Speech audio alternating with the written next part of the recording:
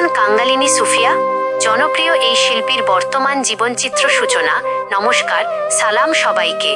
দর্শক, আজকে আমরা চলে এসেছি বাংলা লোকসঙ্গীতের এক জীবন্ত কিংবদন্তি, সবার প্রিয় ও জনপ্রিয় শিল্পী কাঙ্গালিনী সুফিয়ার বাসায়, যিনি তার কণ্ঠের জাদুতে জয় করেছেন লাখো মানুষের মন, যার গান একসময় সামাজিক যোগাযোগ মাধ্যম থেকে শুরু করে চায়ের আড্ডা সবখানেই ভাইরাল ও সমাদৃত হয়েছে। আজ আমরা জানব কেমন কাটছে তার বর্তমান দিনগুলো। মূল প্রতিবেদন। অনেকের মনেই প্রশ্ন জাগে, এত বড় মাপের একজন শিল্পী এখন কোথায় থাকেন, কেমন তার জীবনযাত্রা। আজকে আমরা সরাসরি তার বাসভবন থেকে আপনাদের দেখাবো কাঙ্গালিনী সুফিয়া কোথায় থাকেন, তার ঘুমানোর স্থানটি কেমন এবং এই বয়সে তিনি কিভাবে চলাফেরা করছেন। একই সাথে আমরা কথা বলবো তার আশেপাশের প্রতিবেশীদের সাথে। এই গুণী শিল্পীকে নিয়ে এলাকার মানুষের কি মূল্যায়ন এবং তারা তাকে কিভাবে দেখেন, সেই বিস্তারিত আজ আমরা শুনবো সরাসরি তাঁদের মুখ থেকেই। পর্দার পেছনের গল্প, এলাকার মানুষের বক্তব্য, কাঙ্গালিনী সুফিয়ার বর্তমান অবস্থা এবং তার দৈনন্দিন জীবনযাপন কাছ থেকে যারা দেখছেন, সেই এলাকার সাধারণ মানুষের সরল ও অকপট কিছু কথা আমরা তুলে ধরব আজকের এই প্রতিবেদনে। চলুন কথা বলা যাক তাদের সাথে।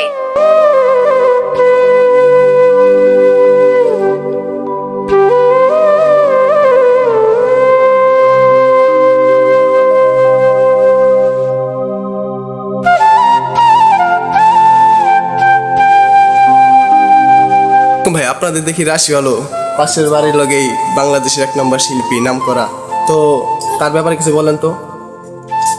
তার ব্যাপারে ভাই বলবো কি, বলার বহুত কিছু আছে, কিন্তু তারপরেও আমরা কি বলবো, সে মনে করেন ভাইরাল একটা শিল্পী, এটা আমরা জানি। আমাদের এখানে আসছে তাও 12-13 বছর এরকম।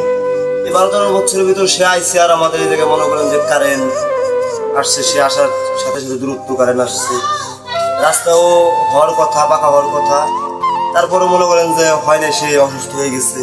অসুস্থ হয়ে যাওয়ার কারণে এখন তার কোনো খোঁজ নাই। এখন তাই সে মনে করেন আমাদের বাসা, আমার দোকান আর তার বাসা আর আমাদের বাসা একই। এখন সে আমাদের এখানে সব সময় আসে। এবারে এমন অবস্থা তার হয়েছে, হওয়ার পরে মনে করেন যে বাথরুমে যায় তার হাত ভাঙছে, 1 মাস আমরা খাওয়াইছি, বাথরুমে যায় তার হাত ভাঙছে। সে মনে করেন যে কোনো খাওয়া দাওয়ার ব্যবস্থা তার নাই। তাই আমার আম্মু তার গ্রামের যে চিকিৎসাটা সে দিছে, তাই কিন্তু হয় না।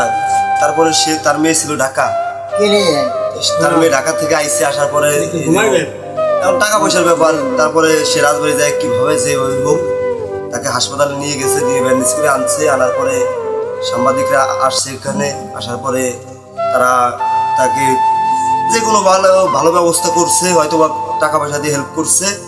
এখন আমরা চাই যে সে সুস্থ হয়ে আমাদের মাঝে আবার আসুক। আসসালামু আলাইকুম। কাঙ্গালি সুফিয়া একাডেমি থেকে আমাদের বাড়ির পাশে তিনি উদ্বোধন করেছেন, তাই আপনারা সবাই সাহায্য করবেন, কারণ সে আমাদের অনেক কিছুই করেছে। মাঠ দিয়েছে, জাম গাছ, আম গাছ, তারপর কাঁঠাল গাছ, সব কিছুই দিয়েছেন।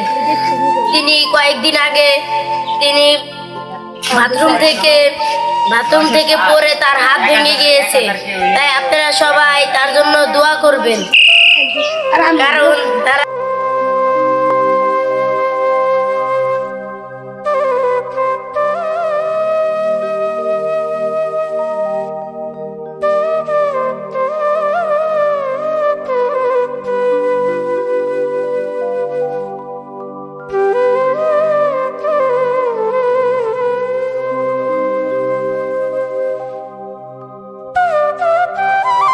আমার লাখ লাখ শুক্রিয়া, তাকে আমি দোয়া করি।